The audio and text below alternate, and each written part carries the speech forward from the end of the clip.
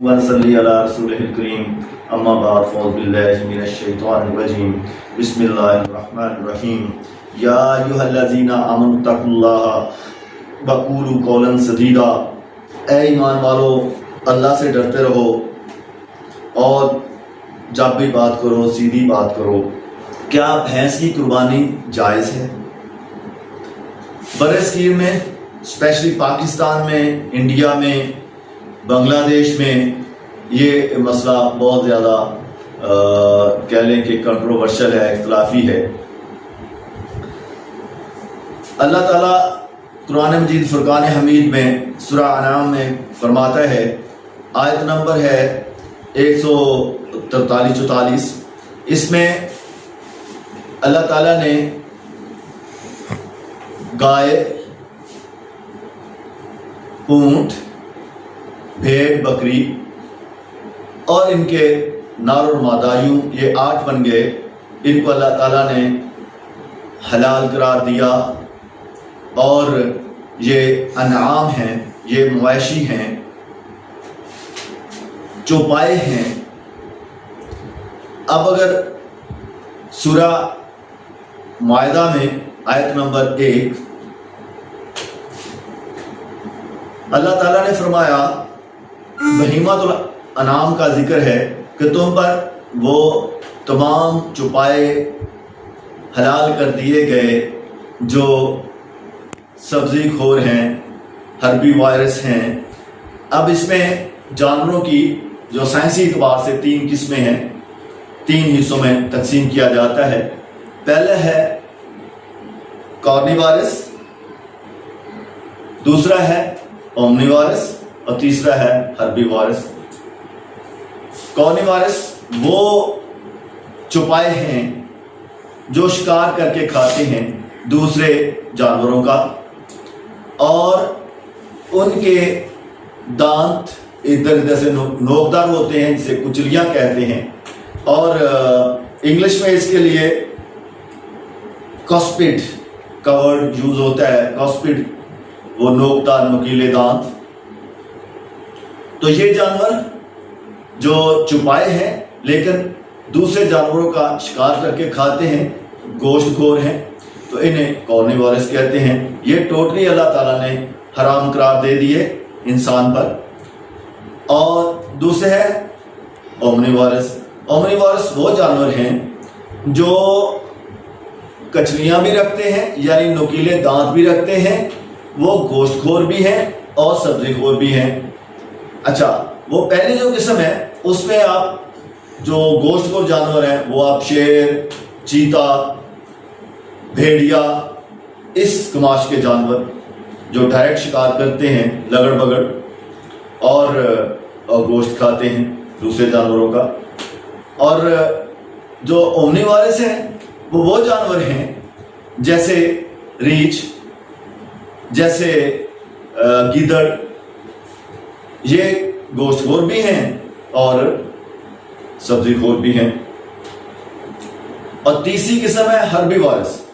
ہربی virus وہ ہیں جو چارہ کھاتے ہیں، ایسے چوپائے جو چارہ کھاتے ہیں، یعنی 4 ہاتھ اور پاؤں پر چلنے والے جو چارہ کھاتے ہیں وہ ہربی وائرس ہے۔ اور اللہ تعالیٰ نے بہیمۃ الانعام، انعام وہ مویشی ہیں جن کا ذکر سورہ انعام میں آیا، یعنی بھیڑ، بکری، نار اور مادہ، گائے، نار اور مادہ، اور اسی طرح اونٹ، نار اور مادہ، یہ انعام مویشی ہیں عرب کے۔ اب بہیمۃ الانعام، بہیمہ، اس کے مختلف مفسرین نے جو معنی کیے ہیں، وہ کسی نے بے زبان اس کا معنی کیا ہے، لیکن سب نے جب اس کی تفسیر بیان کی، ترجمے میں تو معنی یہ بیان کیا، یا مویشیوں جیسے، تو جب تفسیر بیان کی تو اس میں کہا کہ جو ان جانوروں، یعنی اوپر جو 4 قسمیں جانوروں کی بیان کی گئی ہیں سورۃ الانعام میں، ان سے مشابہت رکھتے ہیں تو وہ تمام جانور اللہ تعالیٰ نے حلال قرار دے دیے۔ اچھا، اب ایک تو یہ بات ہو گئی۔ دوسرا، اب یہ جو 4 جانور ہیں ان کی قربانی تو رسول اللہ صلی اللہ علیہ وسلم کی احادیث سے ثابت ہے، آپ صلی اللہ علیہ وسلم کے مبارک عمل سے ثابت ہے کہ آپ صلی اللہ علیہ وسلم نے حج کے موقع پر 100 اونٹوں کی قربانی کی، جن میں سے 63 اونٹ خود اپنے ہاتھ سے ذبح کیے اور باقی 37 اونٹ حضرت علی کرم اللہ وجہ نے ذبح کیے، تو اونٹ کی قربانی ثابت ہو گئی حدیث سے۔ اسی طرح ایک موقع پر آپ صلی اللہ علیہ وسلم نے اپنے اور اپنے ازواج کی جانب سے گائے کو ذبح کیا، اس کی قربانی دی، حدیث صحیحہ سے یہ ثابت ہے۔ اور رسول اللہ صلی اللہ علیہ وسلم نے 2 چتکبرے مینڈے سینگ والے خصی قربان کیے، یہ مسند امام احمد میں یہ حدیث ہے، اور ابو داؤد میں بھی یہ حدیث موجود ہے۔ اسی طرح آپ نے 2 سفید مینڈے بھی ذبح کیے، قربانی کیے، تو یہ بھی ثابت ہو گئے۔ تو حدیث سے 4 جانوروں کی قربانی رسول اللہ صلی اللہ علیہ وسلم سے ثابت ہے۔ قرآن کہہ رہا ہے بہیمۃ الانعام، ان مویشیوں جیسے جو ان جیسی خصوصیات رکھتی ہوں۔ اب ہم آتے ہیں فردن اس طرف کہ اللہ کے نبی صلی اللہ علیہ وسلم نے غزوہ خیبر کے موقع پر پالتو گدھے کے گوشت کو حرام قرار دے دیا، مطلقاً حرام قرار دے دیا، اور مسلمان فوجیوں نے ہانڈیاں آگ پہ چڑھائی ہوئی تھی چولہوں پر، اور وہ گدھے کا گوشت پک رہا تھا ان میں، جب آپ کے منادی نے آگے اعلان کر دیا کہ ان کو الٹ دیا جائے، ہنڈیوں کو الٹ دیا جائے، یہ گدھے کا گوشت حرام قرار دے دیا گیا ہے۔ جبکہ گدھے کی فیملی ہے، شپیسی سیم نہیں ہے، فیملی سیم ہے، زیبرا، چونکہ یہ شکار کر کے کھایا جاتا ہے اس لیے اس کا گوشت حلال۔ اسی طرح گھوڑے کا گوشت حلال۔ اچھا، اب یہ فیملی سیم ہے، شپیسی سیم نہیں ہے۔ اسی طرح گائے میں نیل گائے، یہ بھی وہی کریکٹرسٹک رکھتی ہے جو گائے کا ہے، یعنی فیملی تو سیم ہے، سپیشیز سیم نہیں ہے۔ اس لیے فیملی سیم کیسے ہے کہ یہ بھی سبزی کھاتی ہے، چارہ کھاتی ہے، چپایا ہے، دوسرے جانور کا شکار کر کے اس کا گوشت نہیں کھاتی، دودھ دیتی ہے نیل گائے، اس طرح دوسری گائے بھی۔ لیکن جو گائے گھروں میں رکھی جاتی ہے وہ پالتو ہے، اس کی قربانی جائز ہے۔ وہ چونکہ پالتو نہیں ہے، نیل گائے ہے گائے کی طرح کی، جنگلی جانور ہے، اس کی قربانی جائز نہیں ہے۔ اسی طرح برفانی بیل ہے، یوک جسے کہتے ہیں، اگر وہ برفانی پہاڑوں پہ وائلڈ لائف زندگی گزار رہا ہے، اس کا شکار کیا جاتا ہے تو اس کی قربانی جائز نہیں ہے۔ لیکن بلتستان، گلگت بلتستان کے لوگ اب اسے پالتو جانور کے طور پر اپنے گھروں میں پالتے ہیں۔ پچھلے سال کراچی کی منڈی مویشیہ میں گلگت بلتستان سے وہ برفانی بیل بھی لائے گئے جو بڑے بڑے بالوں والے ہوتے ہیں، ان کی جسامت بھی عام بیل سے کہیں زیادہ ہوتی ہے، کہیں موٹے تازہ اور وزنی ہوتے ہیں، اور لیکن چونکہ فیملی سیم ہے اور شپیسیز مختلف ہیں، اس کے باوجود چونکہ وہ گھریلو جانور ہے اس لیے اس کی قربانی جائز ہے۔ اس لیے تو منڈی مویشی میں بکنے کے لیے آئے اور لوگوں نے قربانی کے لیے خریدے، ٹی وی پہ دکھایا گیا، علماء نے اس کے بارے میں کوئی فتویٰ نہیں دیا کسی بھی مکتبہ فکر کے، کیونکہ قربانی جو جائز تھی، نہیں کہا بھی یہ ناجائز ہے۔ اسی طرح اب میں آ جاتا ہوں بکری کی جانب۔ بکری میں ہرن ہے، مارخور ہے، پہاڑی بکری ہے۔ یہ حدیثیں ہیں کہ بکری کو ذبح کیا گیا قربانی کے وقت، عید قربان کے فوراً بعد۔ تو اب بکری چونکہ پالتو جانور ہے اس لیے اس کی قربانی جائز ہے، اور مارخور پالتو جانور نہیں ہے۔ پھر اس کے بارے میں یہ بھی ہے کہ یہ سانپ کو کھا جاتا ہے، تو مطلب یہ ہوا کہ یہ اومنی وارث ہے، سبزی خور بھی ہے، گوشت خور بھی ہے، لہذا یہ تو اس کیٹیگری سے باہر نکل گیا۔ اور دوسری یہ کہ یہ جنگلی جانور ہے، اس لیے بھی کیٹیگری سے باہر نکل گیا۔ اور اسی طرح کا پہاڑی بکرا ہے، پہاڑی بکری بکرا بڑے بڑے ہوتے ہیں، بڑے بڑے لمبے لمبے سینگ ہوتے ہیں۔ اچھا، وہ پہاڑوں پہ جنگلی جانور ہے، ان کا شکار کیا جاتا ہے، ٹھیک ہے، پالتو جانور نہیں ہے، گھروں میں نہیں پالا جاتا، حلال ہے، شکار کر کھایا جا سکتا ہے، جس طرح ہرن بکری کی مانند ہے لیکن الگ سپیشیز ہے، فیملی سیم ہو سکتی ہے، سپیشیز الگ ہے، اس کی بھی قربانی جائز نہیں، پہاڑی بکرے کی قربانی جائز نہیں، ٹھیک ہو گیا جی۔ اور ہرن کی قربانی جائز نہیں، بارہ سنگے کی قربانی جائز نہیں، بارہ سنگا بھی تو سبزی خور جانور ہے، حربی وارث ہے، ٹھیک ہے، لیکن قربانی اس کی بھی جائز نہیں، حلال ہے، شکار کر کھایا جا سکتا ہے۔ تو ثابت یہ ہوا کہ ایسے تمام جانور، ایسے تمام چپائے، ایسے تمام چرندہ جانور جو سبزی کھاتے ہیں، جو گھاس کھاتے ہیں، جو چارہ کھاتے ہیں، جو دوسرے جانوروں کا شکار نہیں کرتے، جن کے دانت کچلیاں نہیں ہوتے، نوکدار دانت نہیں ہوتے، یہ وہ حلال ہیں، لیکن سب کے سب کی قربانی نہیں کی جا سکتی۔ قربانی ان جانوروں کی ہوگی جو پالتو جانور ہیں اور ان میں وہ تمام خصوصیات موجود ہیں جو بھیڑ، بکری، گائے اور اونٹ میں موجود ہیں۔ ایک زکوٰۃ کا مسئلہ میں آپ کو پھر وہ بھی ڈسکس کر دوں کہ بکریوں پر بھی ایک مخصوص تعداد پر زکوٰۃ ہے، ٹھیک ہو گیا، بھیڑوں پر بھی، بھیڑوں اور بکریوں پر، اور اونٹوں پر بھی، پھر گائے پر بھی۔ اب ایک بندے کے پاس 20 گائے ہیں اور 10 بھینسیں ہیں، تو وہ اہل لغت علماء و فقہا بھینس کو بھی گائے کے معنی میں لیتے ہیں اور منطبق کرتے ہیں اس پر جب زکوٰۃ نکالتے ہیں کہ 20 گائے ہوگی، 10 بھینسیں ہوگی، مل کے 30 ہوگی، 30 پر زکوٰۃ ہوگی، ٹھیک ہے۔ بعض علماء کہتے ہیں کہ چونکہ زکوٰۃ کا معاملہ بڑا کریٹیکل ہے، اس لیے زکوٰۃ میں تو ہم بھینس کو شامل کریں گے لیکن قربانی میں شامل نہیں کریں گے۔ بھئی قربانی میں کیوں نہیں شامل کریں گے؟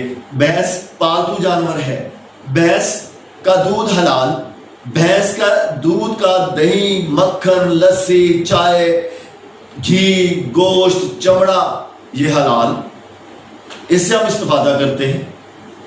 کوئی بھی مکتبہ فکر اس بات پر الگ نہیں ہے، سب کا اجماع ہے کہ بھینس حلال جانور ہے، اس کا گوشت، اس کے دودھ، اس کا دہی، اس کا مکھن، اس کا گھی، اس کا گوشت، کھال سب حلال ہیں اور سب کھاتے ہیں، دودھ پیتے ہیں۔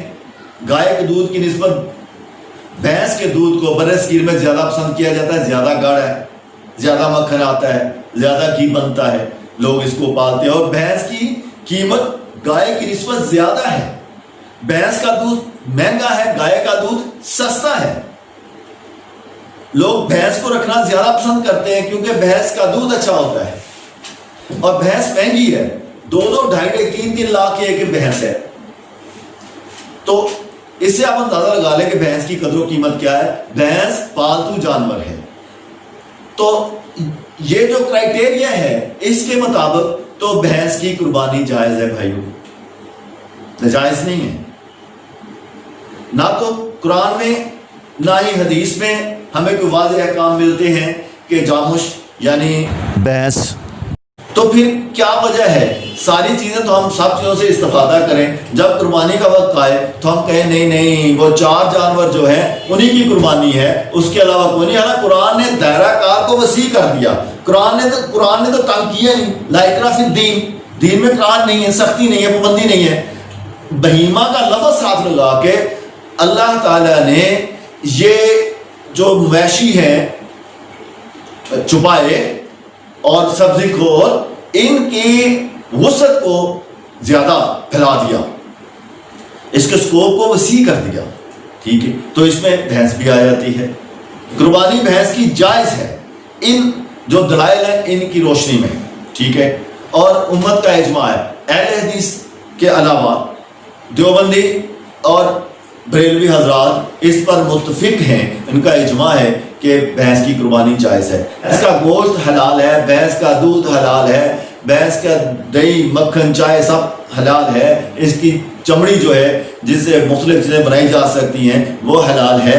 تو اس پر ساری امت کا اجماع ہے، یعنی اس میں بریلوی، دیوبندی، اہل حدیث اور اہل تشیع سب شامل ہیں کہ سب اس کو حلال سمجھتے ہیں، اس کو پالتے ہیں اور اس سے استفادہ حاصل کرتے ہیں. اب اختلاف آ جاتا ہے قربانی پر.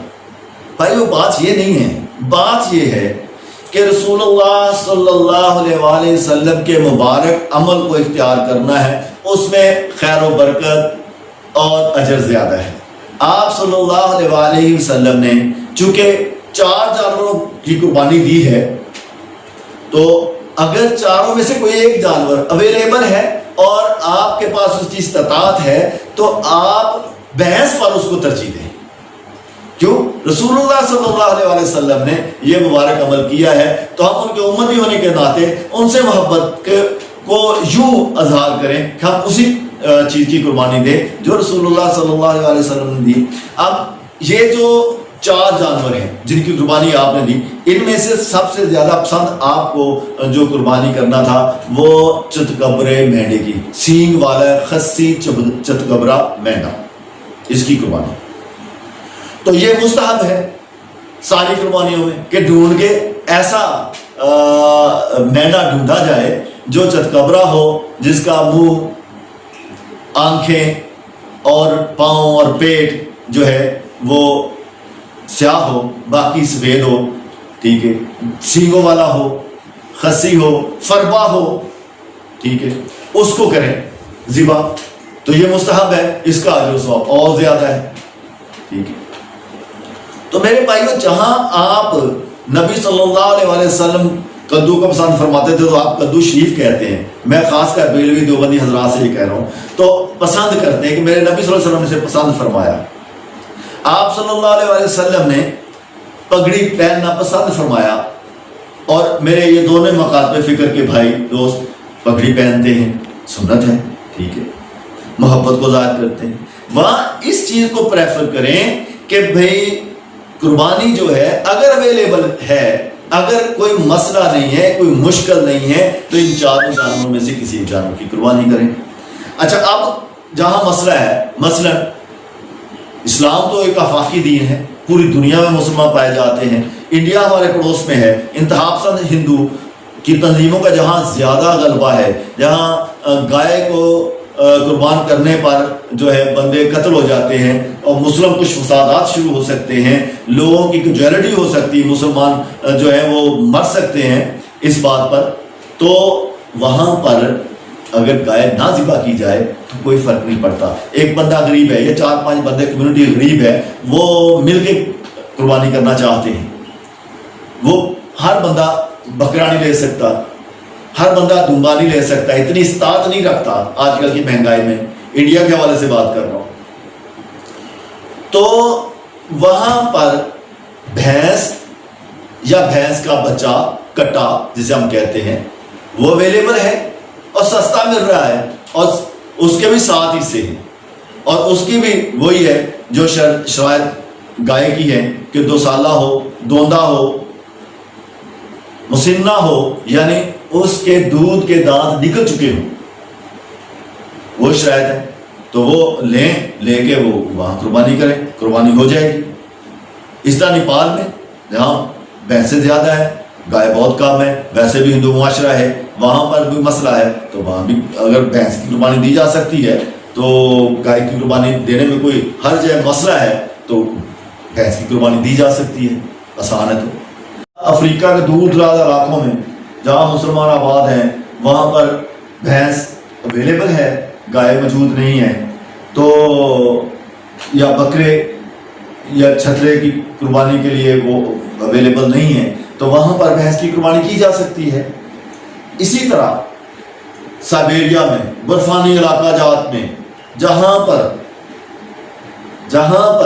نہ بھینس دستیاب ہے، نہ گائے دستیاب ہے، نہ اس طرح کے جو برے صغیر میں پائے جانے والے یا عرب میں پائے جانے والے جانور، مویشی، بھیڑ، بکری، بھیڑیں دستیاب ہیں، تو وہاں پر جو ان کا گھریلو جانور ہے اور اس بہیمۃ الانعام کی شرطوں پر پورا اترتا ہے، اور پالتو جانور ہے تو بڑا جانور ہے تو وہ بھی 2 سال کی شرط ہے، دوندا ہونا چاہیے، اور اونٹ کی سائز کا ہے تو اس کی وہ بھی دوندا ہونا چاہیے، اور اس کی عمر 5 سے 6 سال میں لگا ہونا چاہیے۔ تو میرے بھائیوں، اسلام میں کوئی سختی نہیں ہے، لیکن افضل یہ ہے کہ وہ 4 جانور ہی قربانی پر قربان کیے جانے چاہیے جن کی قربانی رسول اللہ صلی اللہ علیہ وسلم نے اپنی زندگی میں کی ہے۔ وما علینا الا البلاغ المبین۔